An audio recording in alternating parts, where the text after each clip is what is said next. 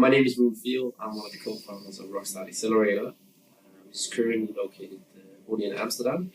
We created a program for entrepreneurs, tech entrepreneurs. It lasts for 150 days, and we take in applicants from all over the world, and we accept the best 10 companies into the program. As an early stage company, what you really should be looking for, in my opinion, and what I've seen over the last 5 years being involved in the scene, is people who really understand your business in depth, who really been there before, done it before. And just looking for money is often not the way that you want to go. Money will potentially, or will give you the opportunity to get people on board and grow your company, but really understanding the direction you want to take it. You really want to focus on getting investors with the right mindset and the right network involved.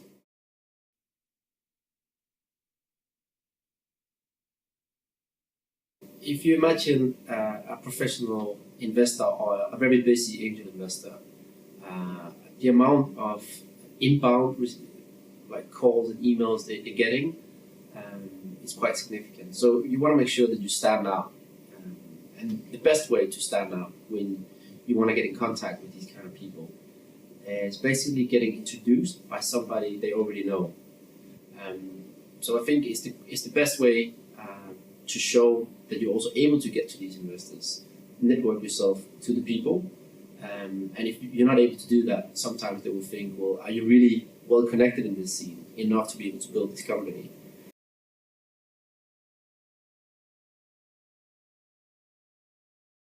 Most investors would like to see how you're progressing. So it's not enough to just meet them once, but they would like to stay up to date to see if you're actually making fast enough progress for them to be convinced that you can actually do the same with their money.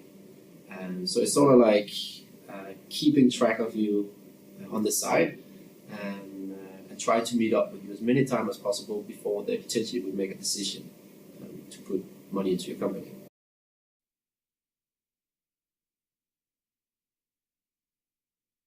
Yeah, so very practical advice that we try to give all the companies going through the Rockstart program is make sure that you send a regular update. It could be either weekly, bi-weekly, or monthly. And in that update, it's a good idea to outline what you've already done, what you've done since the last update, what you're planning on to do until the next update. If you have any requests for help, you can ask your network for help, which could also be them. You should have it in there, and then include some metrics that you think make sense for your company. Whether that could be user growth, retention, paying customers every month, something like that. So you always get a feeling that you're progressing and you're developing as a company. That's very important for them to get a feeling that you know what you're doing.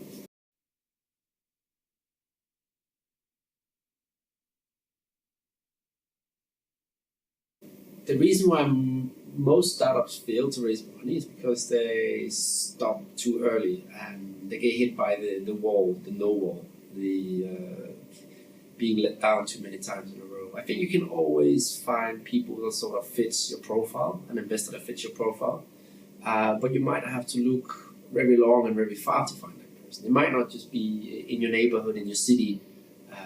It might not even be in your region. It could be you have to travel to the US, like a lot of companies are doing, to really find the perfect investor that fits you.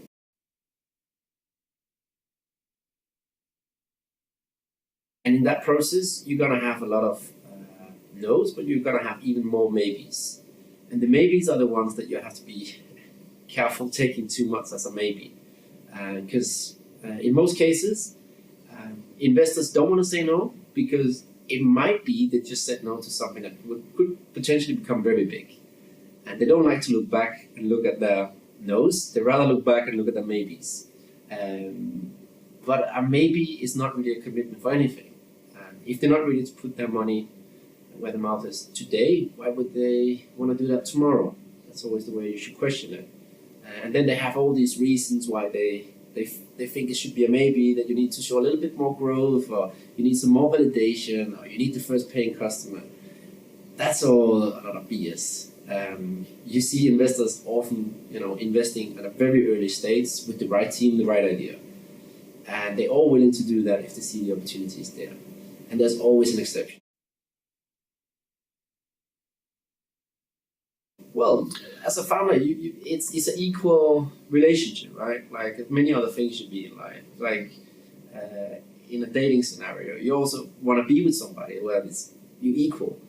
You also want to have an investor that sees you equally the way they would see, other friends and relatives. So you should have requirements. You should also have standards. Like, okay, I give you 1 week to think about it. Or we're closing this round, within the end of the month, and that's the time you have as an investor to consider whether you want to be part of it.